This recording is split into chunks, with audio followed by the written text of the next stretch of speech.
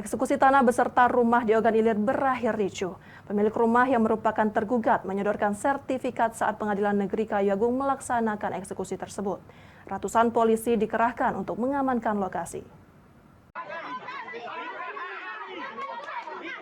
Seperti inilah suasana eksekusi perkara perdata yang sudah 7 tahun bergulir saat dieksekusi berakhir ricuh. Pemilik rumah bersikukuh mempertahankan rumah yang sudah puluhan tahun mereka tempati. Perkara ini dimulai antara Usman menggugat Aidil yang merupakan saudara orang tua dari Aidil.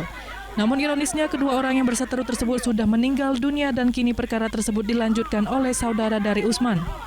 Saat dilakukan eksekusi, pihak tergugat enggan meninggalkan lokasi sengketa tersebut lantaran pihaknya memiliki sertifikat tanah yang menjadi objek sengketa.